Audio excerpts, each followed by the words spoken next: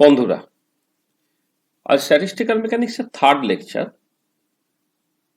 আগে যে দুটো লেকচার নিয়ে আমরা কথাবার্তা বলেছিলাম, সেখানে প্রথম লেকচারে আমরা স্ট্যাটিস্টিক্যাল মেকানিক্সের ইন্ট্রোডাকশন দিয়েছিলাম, আর সেকেন্ড লেকচারে স্ট্যাটিস্টিক্যাল থার্মোডাইনামিক্স বা স্ট্যাটিস্টিক্যাল মেকানিক্স পড়ার জন্য যে বেসিক ম্যাথামেটিক্স লাগে সেটা নিয়ে খুব ব্রিফলি আলোচনা করেছিলাম।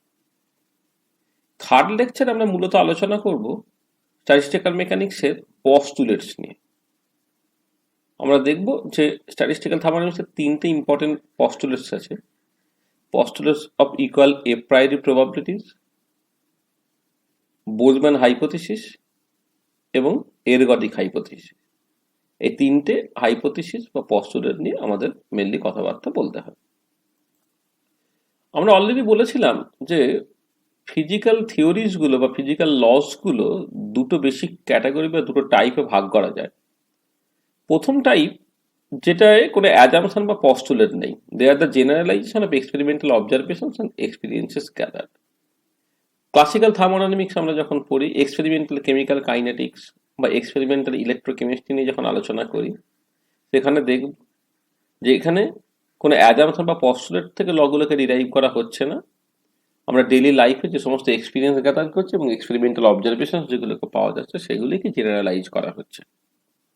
অন দ্য আদার হ্যান্ড, অন্য একটা টাইপ অফ থিওরিজ আছে যেগুলো শুরুই হয় কিছু অ্যাজাম্পশনস আর পস্টুলেটস থেকে। আমরা যখন কোয়ান্টাম মেকানিক্স পড়বো তখন দেখব যে এটা পাঁচটা পস্টুলেটের উপর বেস করে তৈরি, বা কাইনেটিক থিওরি অফ গ্যাসেও আমরা দেখেছি কিছু পস্টুলেটস আছে, বা বোর থিওরি যখন আমরা পড়ি দেখেছি যে তিনটে পস্টুলেট দিয়ে গল্পটা স্টার্ট হয়। ঠিক একই রকম ভাবে স্ট্যাটিস্টিক্যাল থার্মোডাইনামিক্সও একটা সায়েন্স বা একটা সাবজেক্ট যেটা অ্যাজাম্পশন বা পস্টুলেটের উপরে দাঁড়িয়ে আছে। স্ট্যাটিস্টিক্যাল মেকানিক্সের অ্যাপ্রোচটা হলো এরকম যে আমরা প্রথমেই ধরে নিই যে কোনো একটা ম্যাক্রোস্কোপিক সিস্টেম বা একটা thermodynamic system is consist of huge number of microscopic particles. এবারে এই যে হিউজ নাম্বার অফ পার্টিকেলস, প্রত্যেকটা পার্টিকেলের সঙ্গে এক একটা প্রপার্টি অ্যাসোসিয়েটেড আমাকে ধরে নিতে হয়। আমরা যদি প্রত্যেকটা পার্টিকেলের সঙ্গে অ্যাসোসিয়েটেড প্রপার্টিকে এক্সপেরিমেন্টালি মেজার করতে পারি, দেখতে পারি তো ভালো, না হলে আমাকে কিছু অ্যাজাম্পশনস নিতে হয়। অর্থাৎ এখানে আমাদের কিছু অ্যাজাম্পশনস ঢুকে গেল। আবার এই যে একটা ম্যাক্রোস্কোপিক সিস্টেমে নাম্বার অফ পার্টিকেল যদি huge of the order of Avogadro number, individual পার্টিকেলের সঙ্গে অ্যাসোসিয়েটেড প্রপার্টিগুলোকে নিয়ে তার যদি একটা টাইপ অফ আমি অ্যাভারেজ করতে চাই, তাহলে আমাকে ব্যাপারটা খুব একটা ট্রিভিয়াল নয়। এর জন্য আমাকে অনেক ম্যাথামেটিক্যাল ম্যানিপুলেশন ইত্যাদি করতে হয় এবং সেখান থেকে বেশ কিছু অ্যাপ্রক্সিমেশন আমাদের ধরতে হয়। তাই এটা দাঁড়াচ্ছে যে স্ট্যাটিস্টিক্যাল থার্মোডাইনামিক্সের যে বেসিক অ্যাপ্রোচ, তার মধ্যেই কিছু অ্যাজাম্পশনস এবং কিছু অ্যাপ্রক্সিমেশন লুকিয়ে আছে। অ্যাজাম্পশনস গুলো মূলত এটা দরকার যে ইন্ডিভিজুয়াল পার্টিকেলের সঙ্গে অ্যাসোসিয়েটেড প্রপার্টিগুলো, যেগুলো আমি সরাসরি হয়তো সবসময় দেখতে পাবো না, আমাকে গেস করে নিতে হবে। আর ইন্ডিভিজুয়াল প্রপার্টিগুলো সাম কাইন্ড অফ অ্যাভারেজিং করে যদি একটা ম্যাক্রোস্কোপিক প্রপার্টি আমি বুঝতে চাই, সেখানে কিন্তু একটা ম্যাথামেটিক্যাল অ্যাপ্রক্সিমেশনের দরকার পড়ে।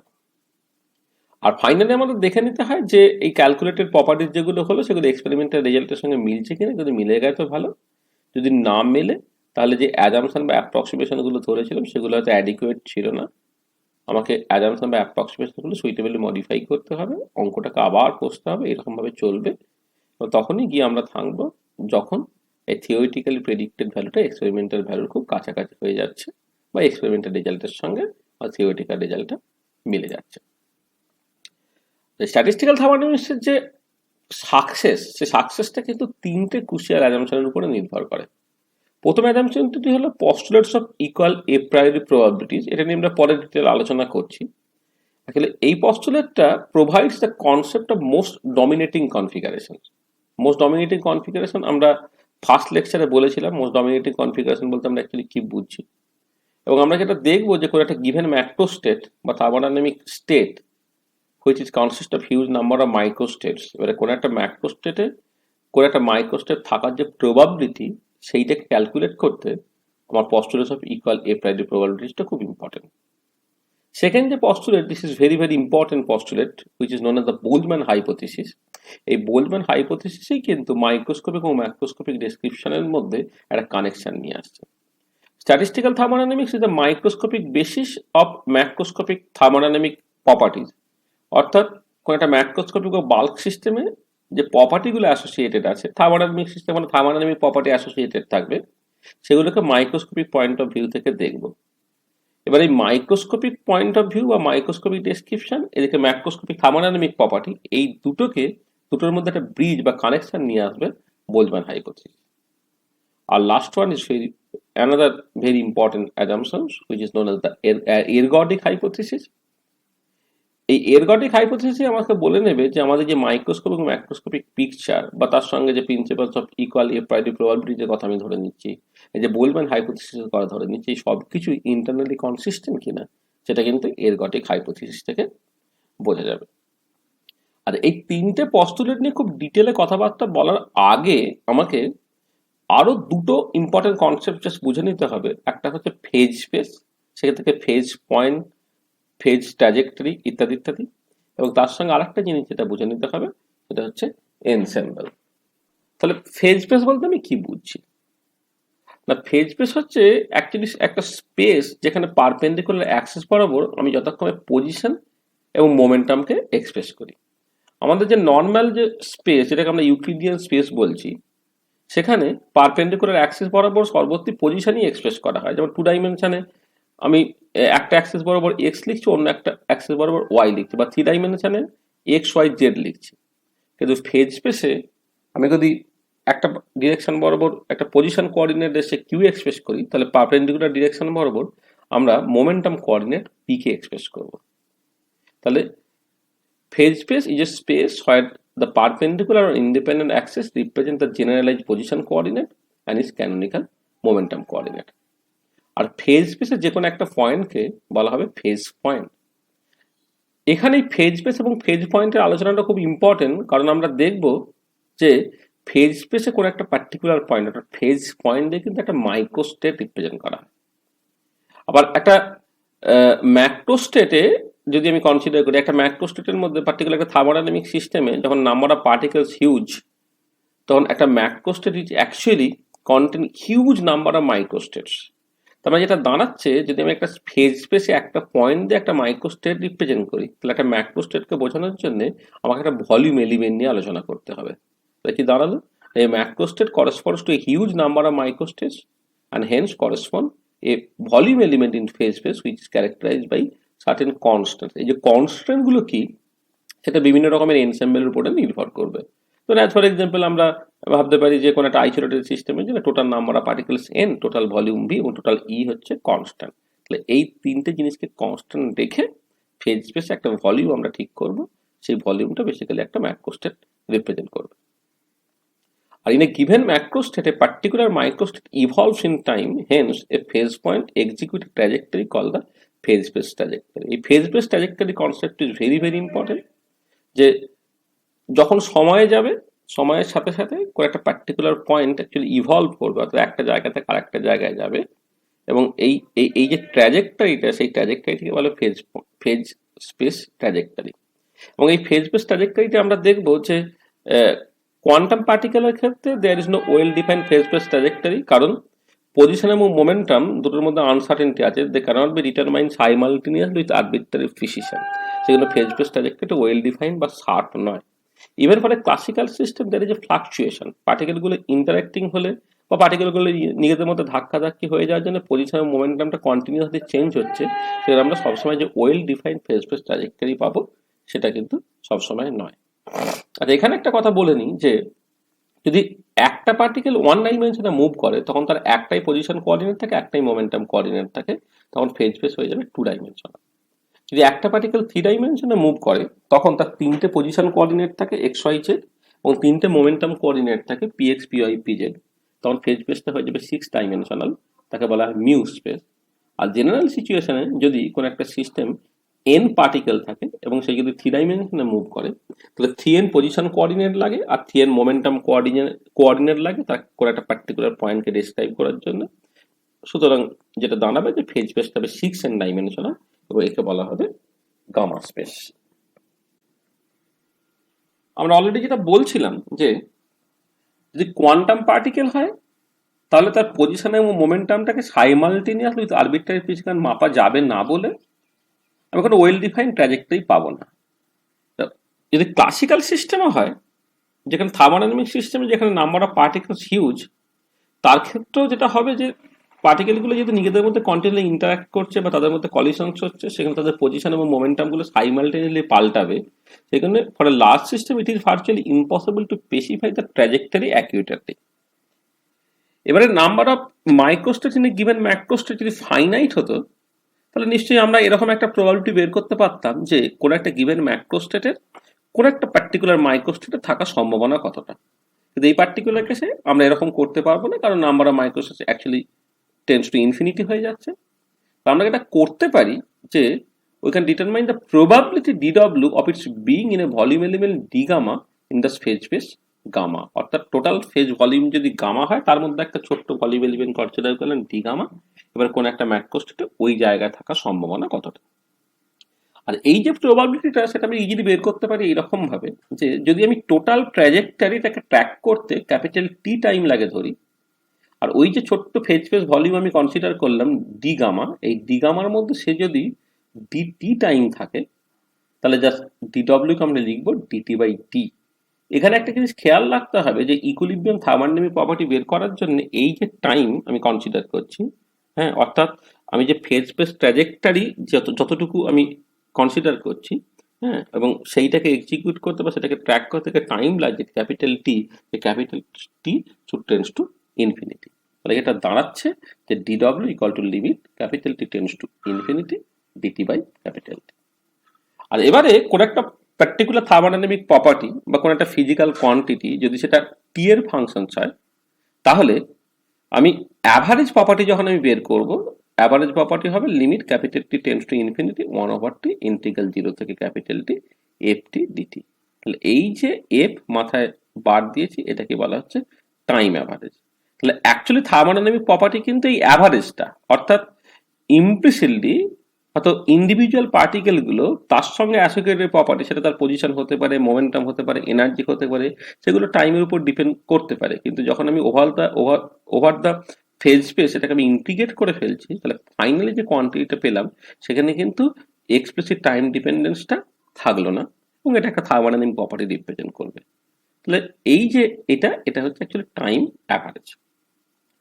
আর এবারে কথাটা হচ্ছে এই যে ডেসক্রিপশনটা আমরা কনসিডার করলাম যে কোন একটা ফেজ স্পেসে কোন একটা পার্টিকুলার পয়েন্ট, ফেজ পয়েন্ট, সে অ্যাকচুয়ালি ইভলভ করছে উইথ টাইম।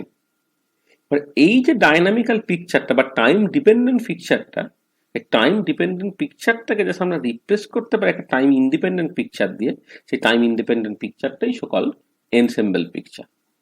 কি বলা হচ্ছে না, an alternative statistical description of the situation could be obtained if one considered the various points in the phase space volume as representing different copies of the same system. Collection of these identically prepared subsystem is called an ensemble.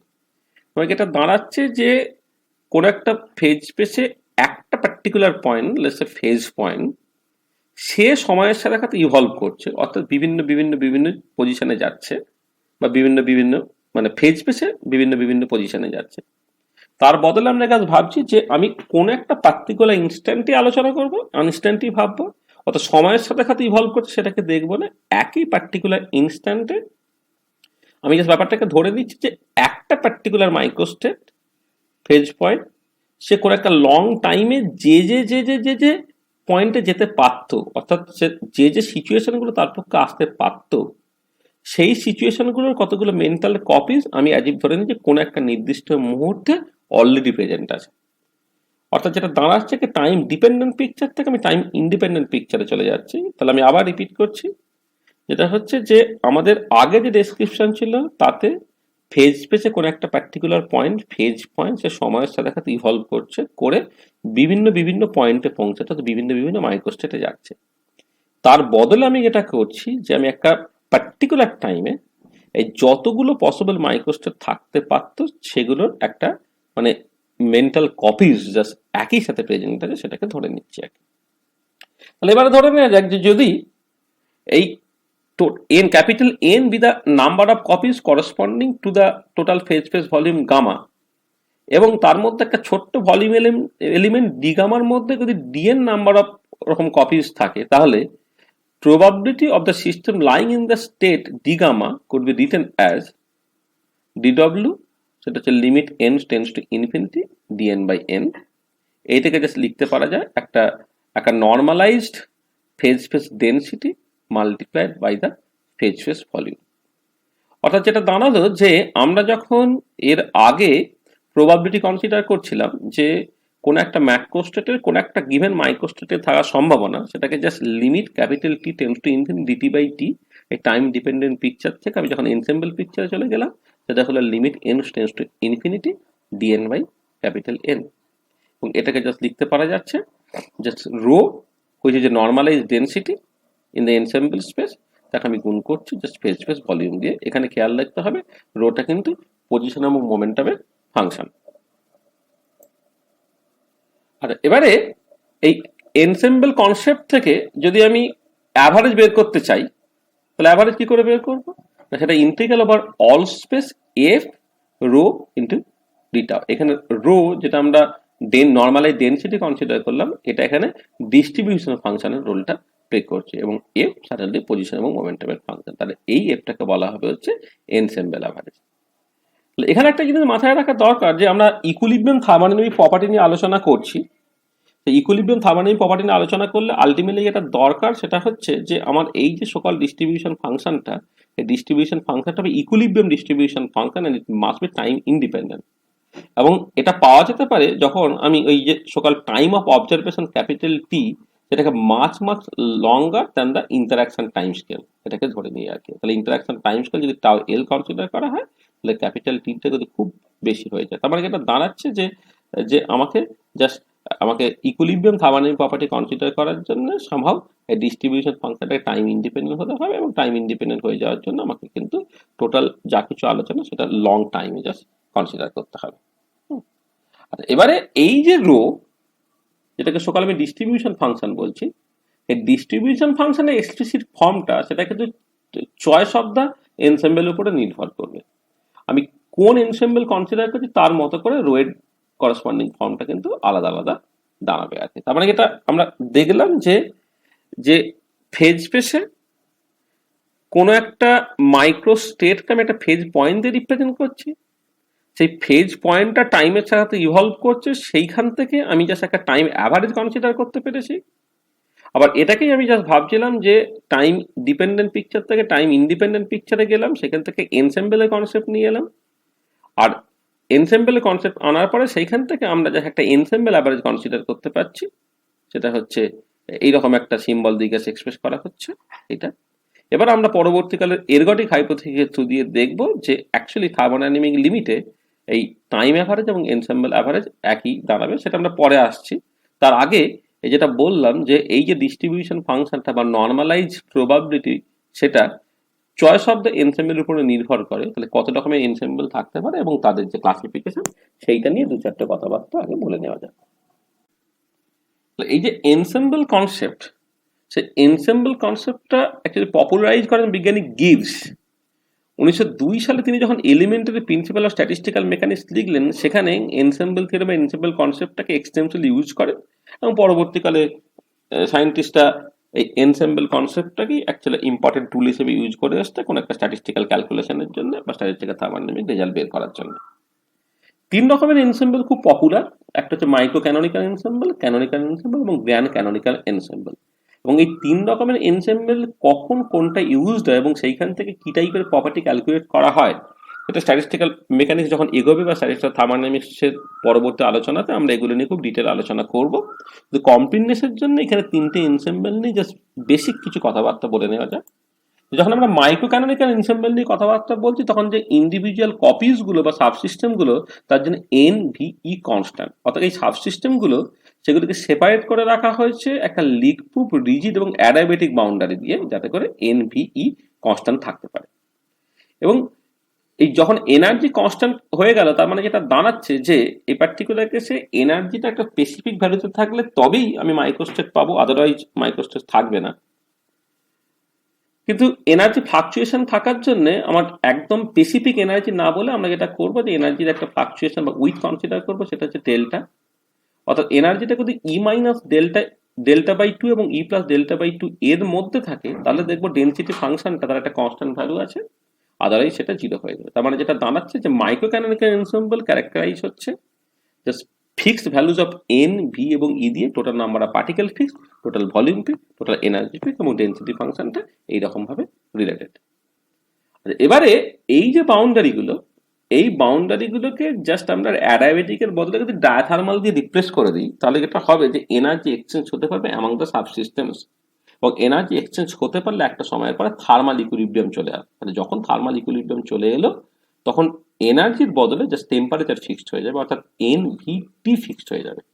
তাহলে একটা canonical ensemble হচ্ছে সেই এনসেম্বলগুলো যেখানে N V টি fixed, যেক্ষেত্রে বাউন্ডারিগুলো তারা কিন্তু ডায়াথার্মাল হতে হবে এবং অবশ্যই সেটা লিক প্রুফ এবং রিজিড হতে হচ্ছেই। এবং এই পার্টিকুলার ক্ষেত্রে ডেন্সিটি অফ স্টেটস সেটাকে লিখতে পারা যায় this is proportional to e to the power minus H by kT, যেখানে এইচটা পজিশন এবং মোমেন্টামের ফাংশন। আর এবারে এই বাউন্ডারিগুলোকে জাস্ট লিক প্রুফের বদলে যদি পারমিয়েবল বা সেমি পারমিয়েবল করে দিই, অর্থাৎ পার্টিকেলসগুলো যদি সাবসিস্টেমের মধ্যে ইন্টারচেঞ্জটা আমি অ্যালাউ করে দিই, তারপর যদি সাফিসিয়েন্ট টাইম অ্যালাউ করা হয়, তাহলে দেখবো যে থার্মাল ইকুইলিব্রিয়ামের সাথে সাথে কিন্তু কেমিক্যাল ইকুইলিব্রিয়ামটা চলে আসবে। তখন যেটা দাঁড়াবে যে এন ভি টি এর বদলে মিউ ভি টি কনস্ট্যান্ট হয়ে যাবে, যেখানে মিউ হচ্ছে কেমিক্যাল পটেনশিয়াল, এবং সেটাই হচ্ছে গ্র্যান্ড ক্যানোনিক্যাল এনসেম্বল। তাহলে গ্র্যান্ড ক্যানোনিক্যাল এনসেম্বলের ক্ষেত্রে মিউ ভি টি কনস্ট্যান্ট, এবং এই সাবসিস্টেমের মধ্যে বাউন্ডারিগুলো তারা অবশ্যই লিক প্রুফ হওয়া চলবে না, পারমিয়েবল বা সেমি পারমিয়েবল হতে হবে, রিজিড হতে হবে, তবে ভলিউম কনস্ট্যান্ট থাকবে, এবং থার্মাল ইকুইলিব্রিয়ামে এসে যাওয়ার জন্য তাদেরকে ডায়াথার্মাল হতে হচ্ছে। এই পার্টিকুলার ক্ষেত্রে ডেন্সিটি অফ স্টেটসকে লিখতে পারা যাবে জাস্ট রোটা E to the power minus H minus mu T by Katie. তাহলে এটা দাঁড়ালো এই যে তিনটে এনসেম্বল নিয়ে আমরা আলোচনা করলাম। মাইক্রো ক্যানোনিক্যাল এনসেম্বলের ক্ষেত্রে এন ভিই কনস্ট্যান্ট, ক্যানোনিক্যাল এনসেম্বলের ক্ষেত্রে এন ভি টি কনস্ট্যান্ট, এবং গ্র্যান্ড ক্যানোনিক্যাল এনসেম্বলের ক্ষেত্রে মিউ ভি টি কনস্ট্যান্ট। আর ডেন্সিটি অফ স্টেটস নিয়ে যখন কথাবার্তা হলো, মাইক্রো ক্যানোনিক্যাল এনসেম্বলের ক্ষেত্রে এনার্জিটা E minus delta by two আর E plus delta by two এর মধ্যে থাকবে, তার একটা কনস্ট্যান্ট ভ্যালু আছে, আদারওয়াইজ জিরো। ক্যানোনিক্যাল এনসেম্বলের ক্ষেত্রে ডেন্সিটি অফ স্টেটসটা E to the power minus H by Katie, আর গ্র্যান্ড ক্যানোনিক্যাল এনসেম্বলের ক্ষেত্রে এনার্জি ডেন্সিটি অফ স্টেটস হচ্ছে proportional to e to the power minus H minus mu N by Katie. তাহলে এই যে তিনটে এনসেম্বল নিয়ে আলোচনা করলাম, এবং এনসেম্বল নিয়ে তার যে ডিটেল ডিসকাশন আমরা পরে করবো, এখানে জাস্ট এইটুকুই আমরা বললাম। আর এবার আমরা পস্টুলেট গুলোতে আসি। আচ্ছা, যে পস্টুলেট গুলো নিয়ে আলোচনা করব, আমরা আগেই বলেছিলাম যে তিনটে পস্টুলেট ভেরি ভেরি ইম্পর্টেন্ট। একটা হচ্ছে principles of equal a priority probabilities, একটা বোলম্যান হাইপোথিসিস, একটা এরগডিক হাইপোথিসিস। আর principle of equal a priority probabilities সেটা নিয়ে ডিসকাশন আমরা ফার্স্ট লেকচারে বেশ কিছুটা করেছিলাম, এবং এর যে ডিটেল ম্যাথামেটিক্যাল ট্রিটমেন্ট সেটা আমরা এখানে স্কিপ করছি, কারণ এটা একটুখানি তার জন্য ম্যাথামেটিক্যাল ব্যাকগ্রাউন্ড তৈরি করতে হবে, লিভলিউস থিওরেম নিয়ে আমাদের কথাবার্তা বলতে হবে, তারপর আমরা এইসব নিয়ে আলোচনা করব। জাস্ট স্টেটমেন্টটাকে আরেকবার একটু বলে নেওয়া যাক, যেটা আমরা যদিও ফার্স্ট লেকচারে একবার বলেছি, আর একবার বলি যে for an isolated system containing identical independent particles at equilibrium, all microstates are equally probable. In other words, the thermodynamic state or macrostate is equally likely to be in any of the microstates. আমরা first লেকচারে বলেছিলাম যে কোন একটা particular ম্যাক্রোস্টেট, যেখানে লেসে micro canonical এনসেম্বলে ভাবলে N V E constant, এবারে N V E constant রেখেও পার্টিকেলগুলোকে বিভিন্ন লেভেলে সাজানো যেতে পারে, এই বিভিন্ন ডিস্ট্রিবিউশন দেবে এক একটা কনফিগারেশন। আর পার্টিকেলগুলো যদি ডিস্টিংগুইজেবল হয়, তাহলে কোনো একটা কনফিগারেশনকেও আমি আবার অনেক রকম ভাবে ভাবতে পারি, সেগুলো দেবে এক একটা করে মাইক্রোস্টেটস। এবার কথাটা হচ্ছে যে কোন একটা ম্যাক্রোস্টেট, এই যে অনেকগুলো পসিবল মাইক্রোস্টেটস হয়ে গেল, তাহলে ইকুইলিব্রিয়াম থার্মোডাইনামিক প্রপার্টি বা ম্যাক্রোস্টেটের সঙ্গে অ্যাসোসিয়েটেড প্রপার্টিটাকে বুঝতে গেলে আমাকে ইন্ডিভিজুয়াল মাইক্রোস্টেটগুলো প্রপার্টিগুলোকে নিয়ে তার সাম কাইন্ড অফ অ্যাভারেজ করতে হবে। তাহলে দেখতে বুঝতে হবে যে ইন্ডিভিজুয়াল মাইক্রোস্টেটগুলো অ্যাকচুয়ালি কতটা করে কন্ট্রিবিউট করছে। এই ইকুয়াল এ প্রায়োরিটি প্রবাবিলিটি যেটা বলছে যে প্রত্যেকটা মাইক্রোস্টেট কিন্তু অ্যাকচুয়ালি ইকুয়ালি কন্ট্রিবিউট করছে। এবারে কথা হচ্ছে যে কোন একটা গিভেন ম্যাক্রোস্টেটের মধ্যে যে অনেক কনফিগারেশন থাকতে পারে, তার মধ্যে যদি কোনো একটা কনফিগারেশন পাওয়া যায় যার ক্ষেত্রে নাম্বার অফ মাইক্রোস্টেটের সংখ্যা বা ইন আদার ওয়ার্ড তার করসপন্ডিং থার্মোডাইনামিক ওয়েট অন্যান্য কনফিগারেশনের থেকে অনেক অনেক বেশি, তাহলে ইকুইলিব্রিয়াম থার্মোডাইনামিক প্রপার্টিটা ওই যে কনফিগারেশনটা যার ওয়েট হচ্ছে অনেক অনেক অনেক বেশি, সেটাতেই কন্ট্রোল হবে, সেটাকেই বলা হবে মোস্ট ডমিনেটিং কনফিগারেশন। এবারে এই যে মোস্ট ডমিনেটিং কনফিগারেশনের কনসেপ্টটা actually principal equal a priority প্রবাবিলিটির মধ্যে এলো, এবং আমরা যেটা বলতে পারবো এখান থেকে যে এই মোস্ট ডমিনেটিং কনফিগারেশনসটাই কিন্তু ইকুইলিব্রিয়াম থার্মোডাইনামিক প্রপার্টিটাকে কন্ট্রোল করবে। তাহলে এইটা নিয়ে পরে আমরা ডিটেল আলোচনা করব। এরপরে যখন আমরা অ্যাকচুয়ালি বিভিন্ন রকমের ডিস্ট্রিবিউশন ফাংশনস এবং সেখান থেকে প্রপার্টি ক্যালকুলেট করব, তখন আমি কোনো একটা গিভেন ম্যাক্রোস্টেটের মধ্যে যতগুলো কনফিগারেশন সবগুলো অ্যাকচুয়ালি বোঝার দরকার পড়বে না, আমাকে জাস্ট মোস্ট ডমিনেটিং কনফিগারেশন থেকে বের করতে হবে। সেইখান থেকেই অ্যাকচুয়ালি ইম্পর্টেন্ট ডিস্ট্রিবিউশনগুলো, লেটস ম্যাক্সওয়েল বোলজম্যান ডিস্ট্রিবিউশন আছে, সেটা পরের লেকচারে আলোচনা করা হবে। এবারে মেন ইম্পর্টেন্ট যে পস্টুলেটস, যেটাকে বলা হচ্ছে বোলজম্যান হাইপোথিসিস, সেটাকে নিয়ে আমাদের এবার আলোচনায় আসতে হবে। Boltzmann hypothesis provides a bridge between the microscopic description with the macroscopic of thermodynamic description. In microscopic point of view, higher the number of different ways by which the particles can be distributed among various energy levels, higher will be the thermodynamic weight, যেটা আমরা first লেকচারে খুব detail আলোচনা করে দেখেছিলাম। আবার উল্টো দিকে, with increase in total number of distributions, randomness increases. In classical thermodynamics, with increase in randomness entropy increases. তার মানে এটা দাঁড়াচ্ছে সকল থার্মোডাইনামিক ওয়েট, যেটা আমরা ফার্স্ট লেকচারে ডব্লিউ দিয়ে এক্সপ্রেস করেছিলাম, সেইটা বাড়ছে যখন নাম্বার অফ পসিবল ডিস্ট্রিবিউশন বাড়ছে।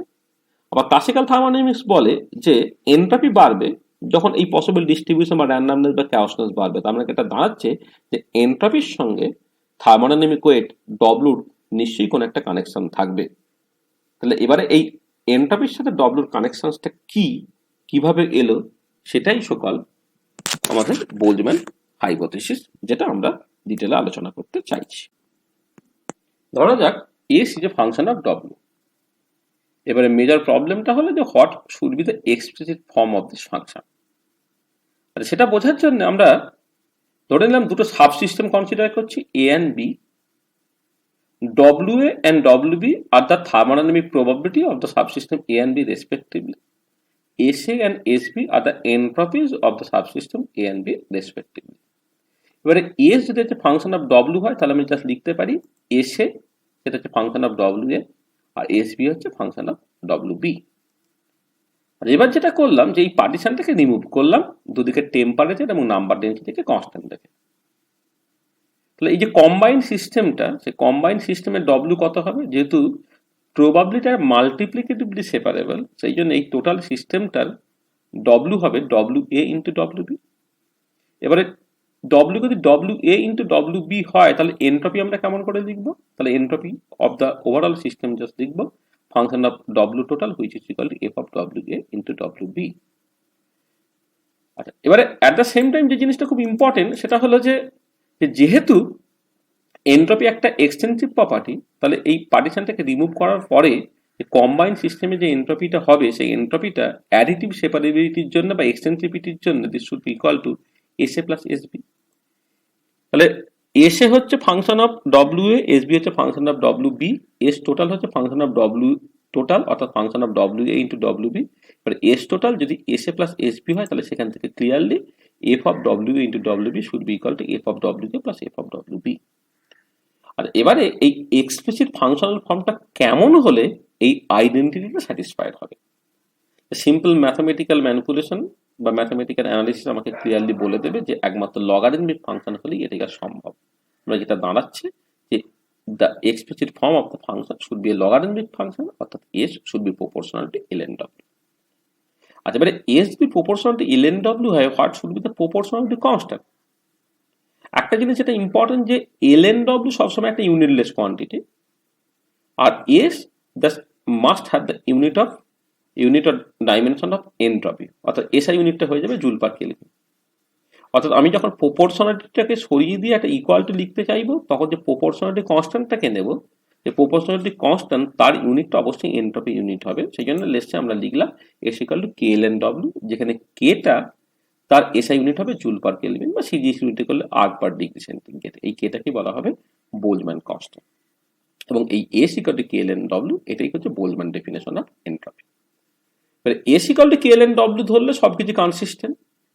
আমরা যখন এস টোটাল অর্থাৎ টোটাল সিস্টেমের জন্য এনট্রপি ক্যালকুলেট করবো, সেটাকে কে ln w টোটাল হয়ে যাবে, এবং ডব্লিউ টোটালের জায়গায় W A into W B বসালাম, তা K ln w A plus K ln w B হয়ে গেল। তো S total equal to S A plus S B হয়ে গেল, অর্থাৎ extensive nature of the entropy is guaranteed. আর এবারে কথা হচ্ছে যে ফ্রম ডাইমেনশনাল অ্যানালিসিস আমি বুঝে নিলাম যে কে এর ডাইমেনশনটা এনট্রপির ডাইমেনশনের সঙ্গে সমান হবে বা এসআই ইউনিটটা জুল পার কেলভিন হবে, কিন্তু তার নিউমেরিক্যাল ভ্যালুটা কত হবে, this is very very important.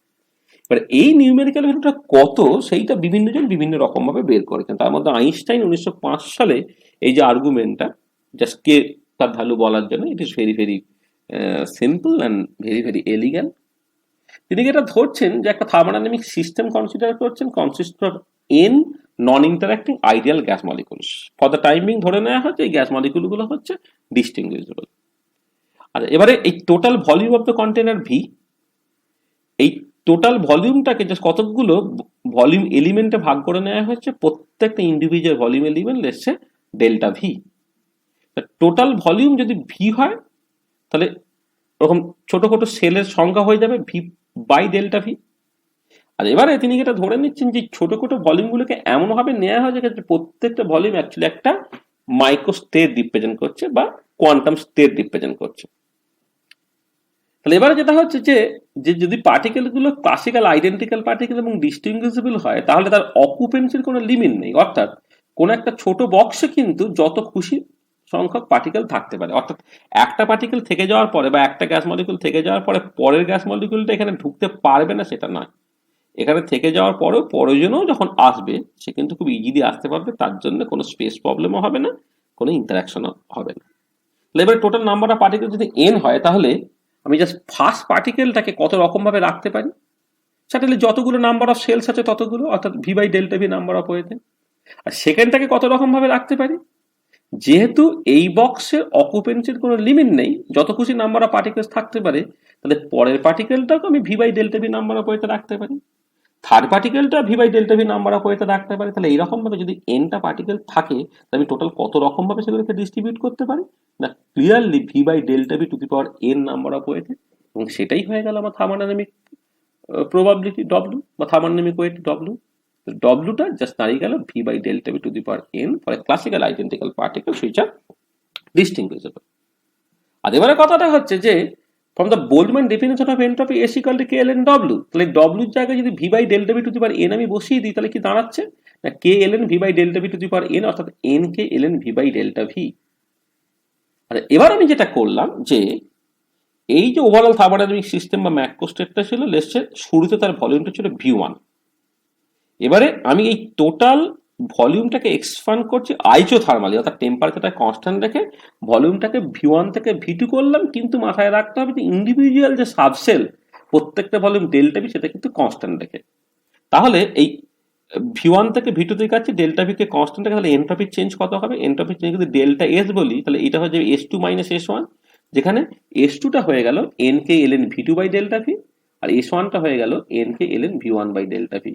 এইখান থেকে পরিষ্কার বোঝা গেল ডেল্টা এস এস হচ্ছে nk ln V2 by V1। এবারে নাম্বার অফ পার্টিকেলস n, এই নাম্বার অফ পার্টিকেলস n এর বদলে যদি আমি 1 মোল নাম্বার অফ পার্টিকেলস নিয়ে নিই তাহলে মোলার চেঞ্জ ইন এনট্রপি হয়ে গেল nak ln V2 by V1, অর্থাৎ যেটা দাঁড়াচ্ছে যে আইসোথার্মাল এক্সপানশন হচ্ছে from volume V1 to V2 ideal gas, তার জন্য মোলার এনট্রপির change nak ln V2 by V1, যেখানে n হচ্ছে অ্যাভোগাড্রো নাম্বার। আচ্ছা, ক্লাসিক্যাল থার্মোডাইনামিক্স সেখানে সেকেন্ড ল থেকে আমি এনট্রপির চেঞ্জ ক্যালকুলেট করতে পারি। ক্লাসিক্যাল থার্মোডাইনামিক্স যেটা বলছে যে আইসোথার্মালি কোন একটা আইডিয়াল গ্যাস মলিকুল, এক মোল আইডিয়াল গ্যাস মলিকুলকে যদি V1 থেকে V2 তে এক্সপান্ড করা হয় তাহলে যে মোলার এনট্রপির চেঞ্জ হয় সেটা হচ্ছে R ln V2 by V1, যেখানে R হচ্ছে ইউনিভার্সাল গ্যাস কনস্ট্যান্ট। তাহলে স্ট্যাটিস্টিক্যাল মেকানিক্যাল ডেসক্রিপশন বা বোল্টম্যান হাইপোথিসিস আমায় বললো যে এক মোল আইডিয়াল গ্যাস আইসোথার্মালি যদি V1 থেকে V2 তে এক্সপান্ড করে তাহলে এনট্রপির চেঞ্জ হচ্ছে এইটা, আর ক্লাসিক্যাল থার্মোডাইনামিক্স বললো এটা, এই দুটো অবশ্যই একই হবে, এবং এই দুটোকে কম্পেয়ার করলে পরিষ্কার বুঝতে পারা যাচ্ছে যে কে অর্থাৎ বোল্টম্যান কনস্ট্যান্ট হলো R বাই Na। আর ইউনিভার্সাল গ্যাস কনস্ট্যান্ট যেটা 8.314 joule per kelvin per mole, আর অ্যাভোগাড্রো নাম্বার হচ্ছে 6.023 × 10 to the power 20 mole inverse. এই দুটোকে দেখলে জাস্ট এটা দাঁড়িয়ে যাচ্ছে বোল্টম্যান কনস্ট্যান্টের value 1.38 × 10 to the power -20 joule per kelvin. তার মানে যেটা দাঁড়ালো সেটা হচ্ছে যে বোল্টম্যান হাইপোথিসিস বলছে এনট্রপি সেটা হচ্ছে K ln W, W হচ্ছে থার্মোডাইনামিক ওয়েট বা থার্মোডাইনামিক প্রবাবিলিটি, আর K proportional to constant K হলো বোল্টম্যান কনস্ট্যান্ট, যেটা বেসিক্যালি হচ্ছে universal gas constant divided by Avogadro number, যার এসআই ইউনিটে তার ভ্যালু হলো 1.38 × 10 to the power -23 joule per kelvin. এবারে লাস্ট যে হাইপোথিসিস, সেই হাইপোথিসিসটা নিয়ে আমরা আলোচনা করব, সেটা হচ্ছে ergodic hypothesis. Ergodic hypothesis is another important hypothesis of statistical mechanics. Ergodic hypothesis, তার যে ম্যাথমেটিক্যাল এস্টাবলিশমেন্ট এবং তার যে ডিটেল ডিসকাশন, সেটা আমরা লিবলিউস থিওরি এবং তার পরবর্তী সময়ে যখন স্ট্যাটিস্টিক্যাল মেকানিক্সের ফাউন্ডেশনটাকে মোর ম্যাথমেটিক্যালি করার চেষ্টা করব, তখন সে নিয়ে আলোচনা করব। এখানে জাস্ট আমরা একটা ওভারভিউ দেওয়ার চেষ্টা করছি। অ্যাকচুয়ালি এরগটিক হাইপোথিসিস ওই যে আমাদের যে টাইম ইন্ডিপেন্ডেন্ট পিকচার এবং টাইম ডিপেন্ডেন্ট পিকচারের মধ্যে একটা কানেকশন নিয়ে আসছে।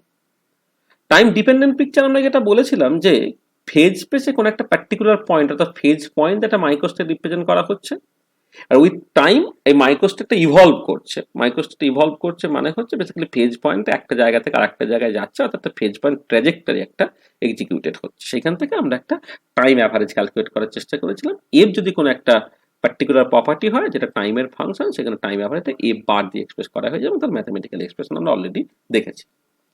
এবারে গিভস এই টাইম ডিপেন্ডেন্ট পিকচারটাকে টাইম ইন্ডিপেন্ডেন্ট পিকচার বা এনসেম্বল পিকচারে নিয়ে চলে এসেছিলেন। তিনি এটা করছিলেন যে যে এই যে ফেজ পয়েন্টটা উইথ টাইম যে যে যে যে যে মাইক্রোস্টেটে যেতে পারে, সেই মাইক্রোস্টেটগুলোর আমি ওভারঅল একটা কালেকশন নিয়ে নিচ্ছি, অর্থাৎ আইডেন্টিক্যালি প্রিপেয়ার্ড সাবসিস্টেমস বা মেন্টাল কপিজের একটা কালেকশন নিয়ে নিচ্ছিলাম, যেটা ছিল এনসেম্বল।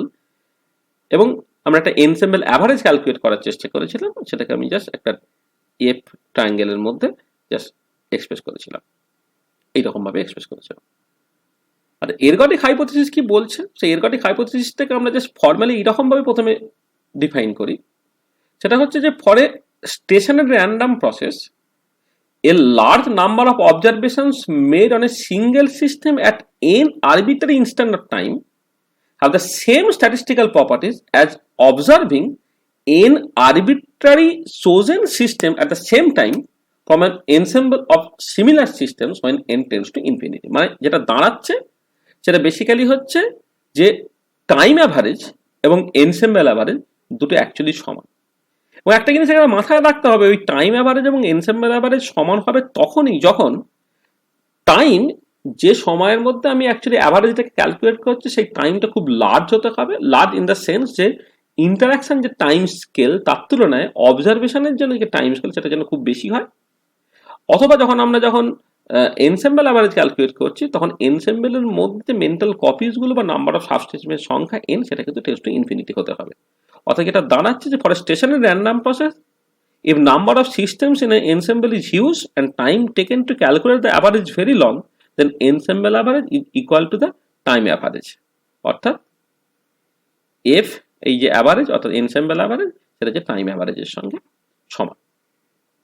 তাহলে আমরা এই যে যে বিভিন্ন রকমের ডেসক্রিপশন, যেটা হচ্ছে কখনো time dependent description, time independent description, এই যে ডেসক্রিপশনগুলো ইন্টারনালি কনসিস্টেন্ট হবে, অর্থাৎ এই যে হাইপোথিসিসগুলো, সেটা বোল্টজম্যান হাইপোথিসিস বা principal of equally applied probabilities, এই যে কনসেপ্টগুলো এগুলো ইন্টারনালি কনসিস্টেন্ট হবে তখনই যখন এরগটিক হাইপোথিসিসটা স্যাটিসফাইড হবে।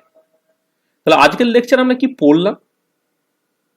আমরা জাস্ট প্রথমেই এটা বুঝে নিয়েছি যে statistical thermodynamics like quantum mechanics or kinetic theory of gas, যেগুলো বেশ কিছু অ্যাজাম্পশন বা পস্টুলেটের উপর ডিপেন্ড করে তৈরি।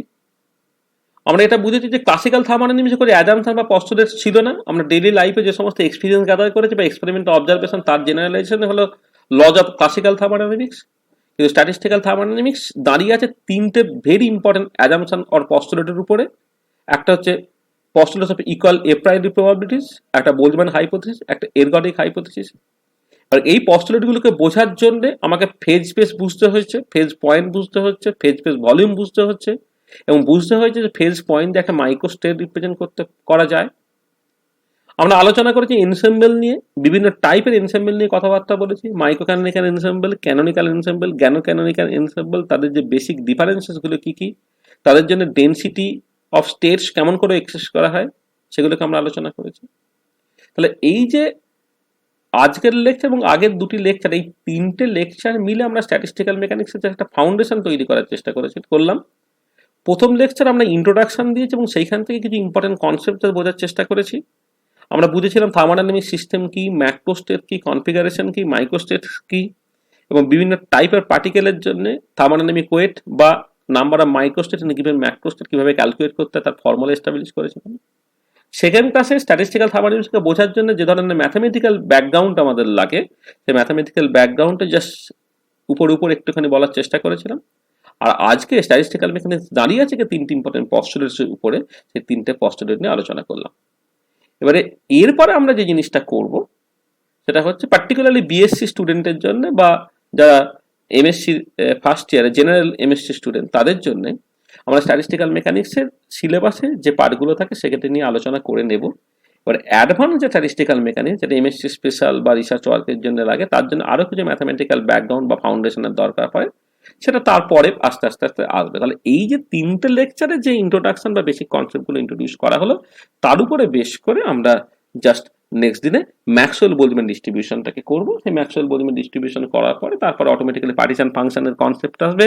Partition function, molecular partition function বের করে সেইখান থেকে কেমন করে থার্মোডাইনামিক প্রপার্টিগুলোকে বের করতে হয় সেগুলো নিয়ে আমরা আলোচনা করব। আমরা বোস-আইনস্টাইন ডিস্ট্রিবিউশন বা ফেরমিডিয়ার ডিস্ট্রিবিউশন পড়বো, এবং পড়ার জন্য সিস্টেম অফ আইডেন্টিক্যাল পার্টিকেলস, সেখান থেকে সিমেট্রিক অ্যান্টিসিমেট্রিক ওয়েভ ফাংশন, সেই নিয়ে কিছু কথাবার্তা নিশ্চয়ই আমাদের বলতে হবে।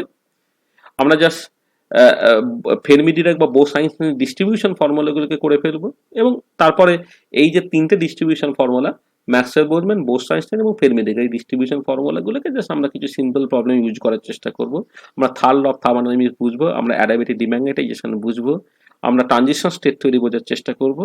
এই ধরনের জাস্ট কিছু আলোচনা চলবে যেগুলো জাস্ট নর্মাল কোনো একটা বিএসসি, এমএসসি বা নেটের সিলেবাসে কভার করা থাকে। তাহলে এইভাবে আস্তে আস্তে এগোবে, দেখা যাক আমরা কতটা পার্ট কত কুইকলি করতে পারি।